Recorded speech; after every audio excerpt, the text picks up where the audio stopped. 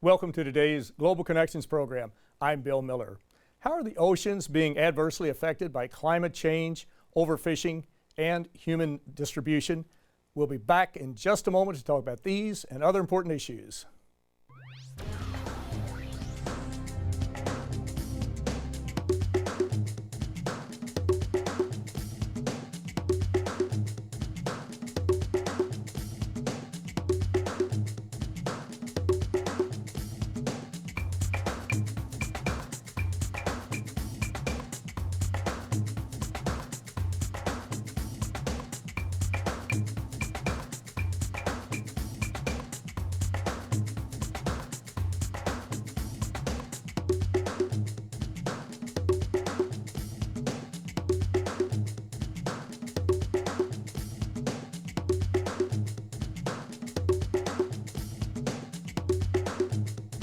Welcome back to our program. Today we're taking a look at oceans and how important they are to life on Earth. And they are extremely important, but in many cases they're being destroyed. And we're going to talk about that today and to see what can be done about it. My guest today is an expert on oceans.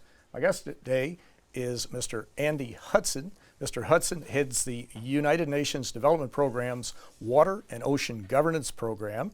Prior to joining the United Nations Development Program, Mr. Hudson was Executive Director of the Center for Field Research at Earthwatch, where he directed the development of Earthwatch's annual field research program.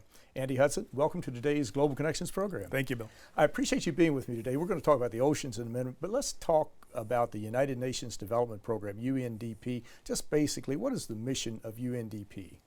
Yeah, as the name suggests, UNDP's mandate and mission relates to development, to promoting sustainable development in the world's developing countries, so supporting poverty reduction, creation and maintenance of livelihoods, promoting gender equality within that development framework, and also ensuring environment is managed sustainably as a key ingredient of sustainable development. Mm-hmm. Now, you're the head of the Water and Ocean Governance Program within UNDP. What exactly is that program about? Yeah, our program focuses on both freshwater and marine systems around the world, from the smallest scale to the largest scale, and we're basically in the business of helping developing countries who own these resources, freshwater and marine resources, to manage and develop them sustainably towards creation of jobs and opportunities for the countries. Now, if our viewers would like more information on UNDP, they can go to www.undp.org/water and get a lot more information about what we're talking about today and some other items. Exactly. Okay. Let's.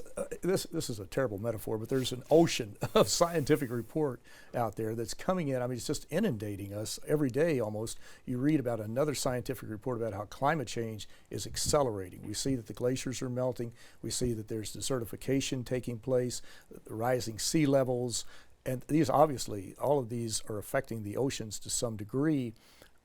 How do you factor in some of the reports that have been done recently, for example, like the Intergovernmental Panel on Climate Change, report number 5, talking about how they estimate that 95% of the climate change is due directly to humans and the human overconsumption to a large degree, or us polluting the planet. But you factor these reports into your work? Yeah, and you know, increasingly IPCC through these reports and the international community in general is recognizing and taking into account that the oceans will be a huge victim of climate change, really under two key areas. One is the probably more well-known one of sea level rise. Sea level rise occurs in a climate changing world because of, as the temperature of the atmosphere rises, the temperature of the ocean rises. Water expands a little bit, but enough at a global scale, it's actually a big deal. That contributes to sea level rise. The melting glaciers. And of course, the big unknown, we can touch on this maybe more later, is the big ice caps of Greenland and Antarctica and how they influence climate change.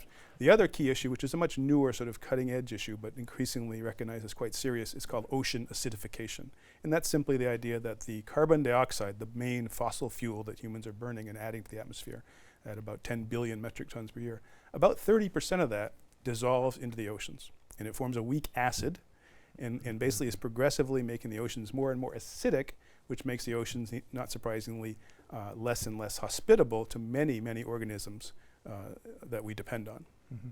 And how is this acidity affecting things such as coral reefs, fish supplies, what were the temperature of the ocean too, which has a large degree with the currents and that type of thing, as I understand it. But how's that acidity tying into those? Yeah. In essence, as the acidity increases, something known as the pH, which is the measure of acidity, decreases. So, for example, 100 years ago, sort of before the Industrial Revolution, the ocean pH was about 8.1, 8.2. In that 100-year period, it's already gone down 0.1 units. That doesn't sound like much, but pH is a logarithmic scale. It changes tenfold for every, so it's actually a 30% increase in acidity of the ocean. And so the main threat, not only threat, but the main threat is many of the fundamental organisms like coral reefs, but also like many of the plankton that are the base of ocean food chains that form in the ocean are made of calcium carbonate. And calcium carbonate is in particularly susceptible to oceans becoming more acidic, and eventually if the oceans become too acidic, organisms that fix their skeletons, corals among them, from calcium carbonate will literally no longer be able to do so, which basically means their extinction. So it's an extremely serious issue, and it has to be, and it's starting to be, I think, incorporated into the global policy dialogue and ultimately the global policy process and policy setting on climate change. Exactly. And this acidity is so absolutely important that we need to factor this in. And as we look at the oceans and what's happening, are there any areas where there's, I'm looking for some good news, is there any place where the acidity is actually less or is lessening, or is it pretty much occurring in all the oceans around the world? Yeah, on that issue, unfortunately, there's good news in other issues, but on that issue, Not that one. it is, since okay. Its entire atmosphere that is pretty much well mixed with regard to carbon dioxide, so there's whatever, 60-80% more CO2 in the atmosphere now than there was pre-industrial across the world. And so everywhere in the world that's exposed, everywhere in the oceans that exposed to the atmosphere, which is everywhere, receives that extra CO2. So it's actually a pretty uniform problem, which makes it it's uniformly a problem everywhere. Exactly. And the coral reefs, many of them are dying or they're under threat. They're really under pressure. Do we see that there's some way we can reverse this? I mean, if we get rid of the acidity and that type of thing, and we have the water to where the rays or the sun rays are not coming through and bleaching the coral reefs, that would make a difference. But are there things that we can do in this area? You know, coral reefs are a really tough nut to crack because they are in particular threatened by the bleaching, which is due to the warming. And of course, as long as we keep pumping greenhouse gases into the atmosphere, as the atmosphere warms, the ocean warms, you're going to have more bleaching events, number one. The acidification threat, number two, the double threat. And then you have more local threats, local pollution, sewage, nutrient over-enrichment of nutrients. And then, of course, threats of overfishing, dynamite fishing that destroys coral locally. So coral reefs are under extreme threat. I don't know the exact number, but something like 20 to 30% of coral reefs around the world are either lost or rapidly degrading. And so we really can't, in the long run, protect coral reefs unless we really get a handle on the climate change problem, which of course is about mitigating emissions. You mentioned dynamite fishing. What exactly is it? I can take a guess, but I'd rather get the official. Yeah, it's certain parts of the world, Southeast Asia, for example, where some people, I think it's been cut back a lot with a lot of regulatory efforts, but it's when using explosives to set off, basically to capture fish by stunning them with the shock of the explosion, and then collecting the either dead or stunned fish for consumption or sale. And it's quite destructive because it not just kills the fish, but it destroys the surrounding reef. And of course, some of the big trawlers, you still have these trawlers that are out there that have these massive nets that just sweep up large numbers of fishes and pull them in. And are they improving the system? Years ago, they would just pull them in and many of them would die, but it may not be the fish that they're looking for. If they're looking for tuna and they bring in all these other types of fish, that they would just throw them overboard and they'd be dead and obviously not being productive in the future. Right. Yeah, I mean, bottom trawling has been recognized for a long time as a significant threat, particularly to bottom ecosystems, benthic ecosystems in marine parlance, mainly chasing after bottom-dwelling fish. And there has been some success, certainly in the north, in the developed world, in controlling this with new approaches, more regulation. But you're right, it drags up everything, not just the fish, but other organisms, and it tends to pretty much obliterate the leftover habitat, which can take years to even decades, if at all, to recover and maintain and recover its ecosystem functions. You mentioned earlier about the Arctic ice shelves and that type of thing, Greenland, Iceland, different places like that. Some of the reports I've read indicate that if certain ice shelves were to break off, a certain one would break off, one the size of the state of Rhode Island or something like that, and melted a certain way that it could raise sea level anywhere from a meter to like 20 meters or something like that. I mean, huge, a tremendous rise in sea level. How serious is this problem? I mean, these are scientists, and 97% of the climate scientists say that climate change is taking place, and they believe that it's primarily due to humans and what we're doing through our consumption patterns and what have you. But how serious is this? And is it accurate to say, it's pretty accurate to say we are going to have ocean rise, that's for sure, but to what degree, how high it will be? Yeah, no, it's a very serious question, and there has indeed been some really important new research showing these even increasing threats and uncertainties. So if you look at the recent, say, 30 to 40 year record of sea level rise, sea level was maybe rising at 1.7 millimeters per year, say 30 or 40 years ago. That's accelerated, not surprisingly, as we've warmed the planet. It's happening faster. Nowadays, it's running about 3.1 millimeters per year. Okay, so that level, even today, 100 years of that is 30 centimeters. You know, significant, but presumably something much of the world, not all of the world, can accommodate. But what these new studies are showing, and they learn this from looking at the geological record in sediments, particularly off the coasts of Antarctica and Greenland, is that these ice sheets can indeed dislodge and get into the oceans on a relatively rapid scale. And so they've seen cases where the sea level rise can actually accelerate to on the order of, say, 40 millimeters per year. Stretch that out for 100 years, that's 4 meters.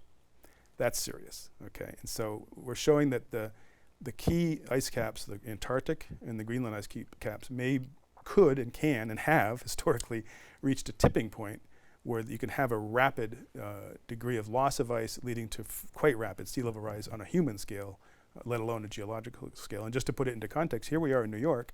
The storm surge from Sandy, hurricane a few years ago, was about 10 to 12 feet. And we saw that flooded sizable portions of Manhattan, Brooklyn, Staten Island, and so forth. So you know, that's the kind of future we're looking at without serious efforts to mitigate climate change. And of course, if we have a sea rise to that effect, you're going to see that the state of Florida, most of it underwater. You're going to see many of these coastal cities being threatened. The subway system in New York City, the Maldives, a large part of it will be underwater. Many of the islands in the Pacific will be underwater, and it's a very serious problem, and it's moving in that direction, obviously. I mean, we're heading in that direction. Yeah, and it becomes, of course, not just an environmental catastrophe and a socioeconomic catastrophe, but a human catastrophe of biblical proportions almost, and of course, you know, the net effects on things like migration, on conflict, on security, the world security would be quite powerful. Well, you're watching Global Connections Television, which is an independently produced program. The opinions expressed on Global Connections are solely those of the moderator and his guests. Today, we're taking a look at oceans and how oceans are under threat for many reasons and by many sources, especially by humans. And my guest today is an expert on oceans. My guest today is Mr. Andy Hudson. Mr. Hudson is the head of the United Nations Development Program's Water and Ocean Governance Program. Andy, we're talking about the oceans, and they are, I guess, the lifeline, lifeblood for the world, really, you come right down to it. You've got a very interesting report that we might mention now. It's called Catalyzing Ocean Finance, Volume 1, Transforming Markets to Restore and Protect the Global Ocean. What is the thrust of this report? What are some of the main findings of the report? And why is it important we all take a look at it and go to UNDP.org and download it or take a glance at it? Yeah, this is some work we completed about a year and a half ago. We launched it in early 2013, but it's still quite timely. It has 2 volumes, 2 sections. The first is a series of case studies, and we looked at major results that a number of the projects UNDP has supported, primarily with financing from the Global Environment Facility, in about 6 locations around the world, from East Asia to the Plata Basin of South America, and we looked at the global shipping industry. And basically, we looked at successful stories where we had what we consider transformational impacts on certain industries, fishing in particular, tuna fishing in the Pacific, shipping with respect to invasive species, and wastewater and agricultural pollution management in the case of the Danube and the Black Sea Basin, which are linked.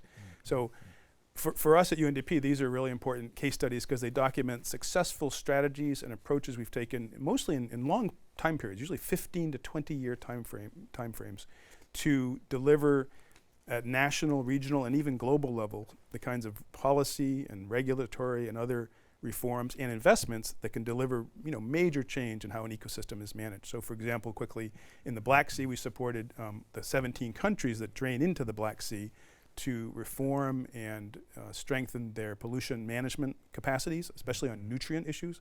The Black Sea faced a major dead zone area. Roughly a quarter of the northwest shelf of the Black Sea was considered dead or hypoxic, basically with no oxygen. And this is because of the long trend of excess nutrients from the Danube in particular feeding the Black Sea.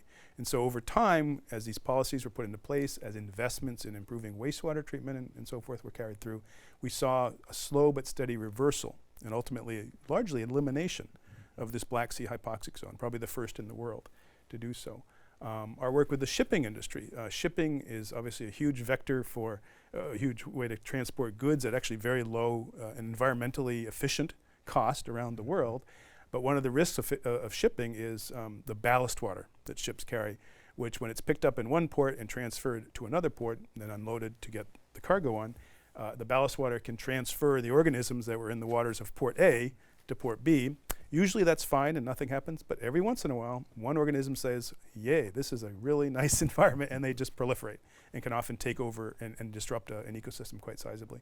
So we've worked with the International Maritime Organization, IMO, to help them help countries around the world put in place new ballast water management policies, laws, and so forth that are now slowly but surely transforming that industry, and in turn stimulated investment bonanza in ballast water treatment technologies, valued in the hundreds or tens of billions of dollars. These are the ultimate investments shipping will have to make to clean up their ballast water to a level that will meet certain standards going forward. So catalyzing ocean finance, we took those 6 case studies and we said, okay, it cost us this much in terms of grant financing, investment financing, to have a complete turnaround in the Black Sea. It cost us this much investing in supporting the Pacific Island countries in the management of the tuna fishery there, which is a half of the world's tuna catch, through a series of projects and programs. And we took those and key issues: ocean hypoxia, overfishing, shipping, and said, okay, that worked at that scale, which usually a pretty large scale, the scale I described. We said, what would it very roughly cost to scale that up at a global level for shipping, for hypoxia and nutrient pollution, for fisheries? And the good news was the figures were not as astronomical as one might expect. The cumulative value in catalyzing ocean finance was about $5 billion over, say, 10 to 20 years. And this would be of grant financing to support mainly the so-called soft assistance that we work on, the policy reform work, the institutional reform and development work that then puts in place the necessary regulations and what we call the enabling environment in UN jargon that can help the countries really move the management of these ecosystems truly towards sustainability. So that's the main story we tell in this report. Exactly. And you mentioned the IMO, the International Maritime Organization. Of course, that's a United Nations agency, and there are many UN agencies that are involved in this, UN Environment Program, what have you, coming together to try to work with the countries, the companies of the world, the general public, to educational institutions, what have you, to come together to deal with these problems, because they do affect all of us, and we all have a stake in them, and we have a responsibility to try to work on them and try to sort of turn the hands of the clock back to some degree so that the devastation does not continue. You mentioned several things. The invasive species, that is very interesting. Is that primarily the major way that these invasive species get into other areas of the world, through the ballast, or do they come in other forms? People bring them in or something like that?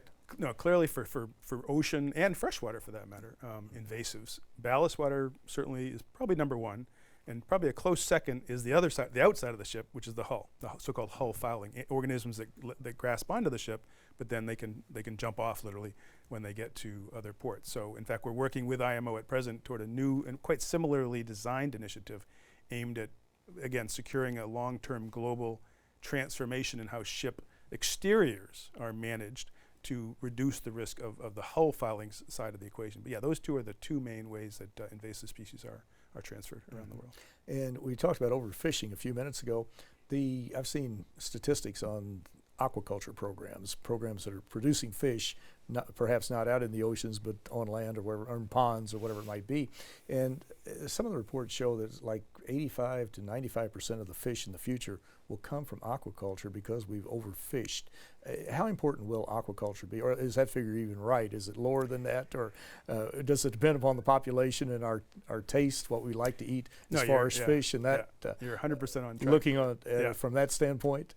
Yeah, I mean, aquaculture has been growing in, say, last 20 years at a typical 6 to 8%, annual rate. And so even in that period, it grew from maybe a few percent of the overall annual human consumption of fish products. It's now about, I think it's about 46%. So it's almost half at present. And exactly as you suggest, if these kind of rates continue, of course, in parallel over that entire almost 30-year period now, wild caught fish in the ocean has been flat at about 80 million metric tons per year. It hasn't gone up at all because, something like 30% of fishery stocks around the world are considered depleted or overexploited. There are too many being caught, so the stocks are not doing well.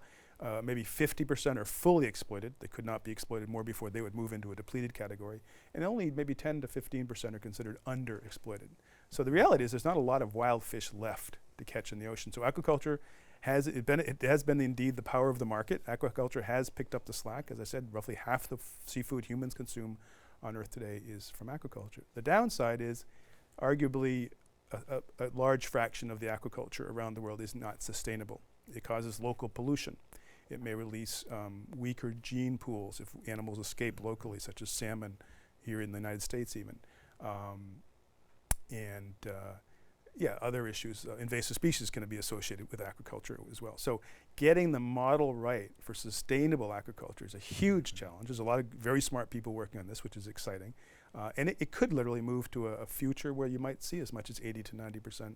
And that could be a good thing if it is done sustainably.